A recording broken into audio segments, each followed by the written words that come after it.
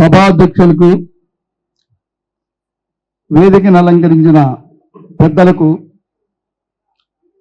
ఈ కార్యక్రమానికి విచ్చేసిన అందరికీ అరుణోదయ తరఫున నా లాల్ సలాంలు. ఇక్కడ అరుణోదయ 50 సంవత్సరాల పూర్తయిన సందర్భంగా ఈ సభను నిర్వహించడం జరుగుతుంది. దీంట్లో నేను సంతోషపడేది ఏంటంటే 1974 నుంచి ఈ సంస్థలో పనిచేస్తున్నాను. 1970 BHPలో ఈ అరుణోదయ కార్యక్రమాలను నేను చేపట్టాం.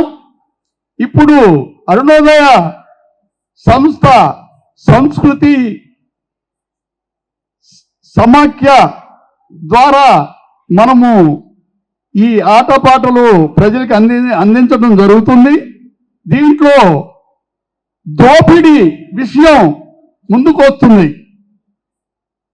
ఈ దోపిడీ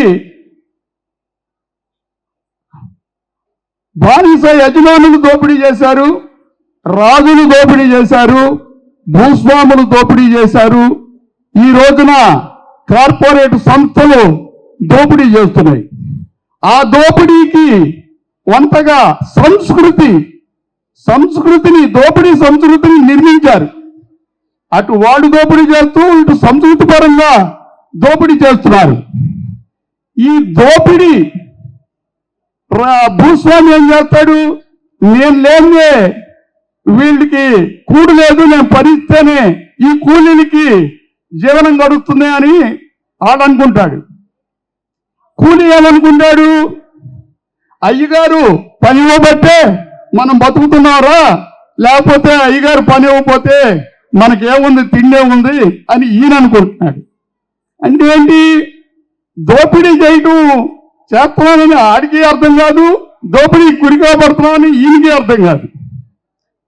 అట్టి పరిస్థితుల్లో కార్ల్ మార్క్స్ అనే ఆయన ఈ దోపిడీ ఎలా చేస్తున్నారు,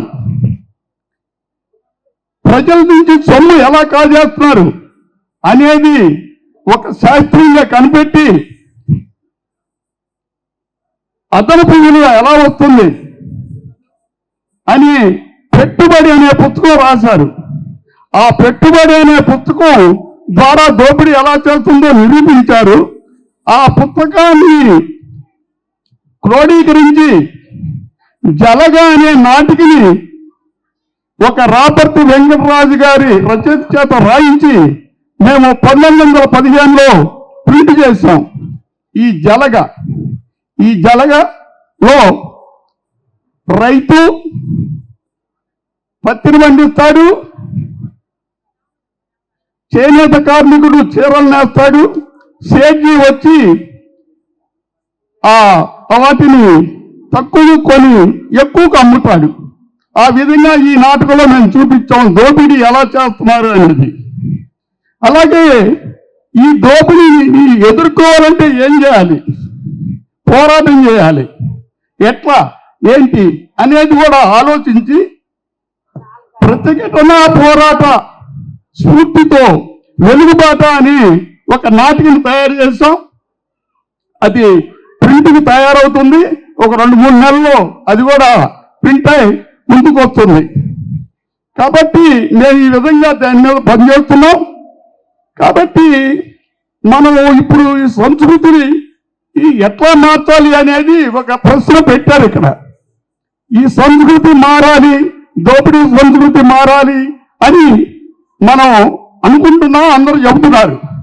కాకపోతే నా ఉద్దేశం ఏంటంటే ఈ దోపిడీ సంస్కృతికి వ్యతిరేకంగా మనం సంస్కృతిని తయారు చేయాలంటే మన మేధావులు వీళ్ళంతా కలిసి ఒక ఎజెండాను తయారు చేసి ఆ ఎజెండాను అమలుపరచడానికి ఒక కమిటీని ఏర్పాటు చేసి ఆ కమిటీ ద్వారా మేధావులను కూర్చోబెట్టి ఈ దోపిడీ సంస్కృతికి వ్యతిరేకంగా ముందుకు పోయే సంస్కృతిని ఎలా తయారు చేయాలనేది వాళ్ళందరూ ఆలోచించి ఒక నిర్ణయం తీసుకొని అందరితో సంప్రదించి ఒక కొత్త సంస్కృతిని తయారు చేయాలని నేను ఆశిస్తున్నాను. ఇది గుంటూరులో డపోడమ్మని పెట్టారు ఒకప్పుడు, కంచా ఎలయ్య గారి ఆధ్వర్యంలో జరిగింది. అప్పుడు ఇది ముందుకెళ్తుంది అనుకున్నాం, కానీ అది ఆగిపోయింది. కానీ ఇప్పటికైనా విమలక్క గారు ఒక కమిటీని వేసి ఈ యొక్క ఎజెండాను తయారు చేసి ఈ దోపిడీ సంస్కృతి వ్యతిరేకంగా ఒక కొత్త సంస్కృతి, ముందుకు వెళ్ళే సంస్కృతి, పేదల సంస్కృతి, అందరికీ హాయిగా బ్రతికే సంస్కృతి, దోపిడీ సంస్కృతిని తయారు చేయాలని నేను ఆశిస్తూ ఈ అవకాశాన్ని ఇచ్చిన అరుణోదయ సంస్కృతి సమాఖ్య వారికి ధన్యవాదాలు తెలుపుకుంటూ ఇంతటితో ముగిస్తున్నాను.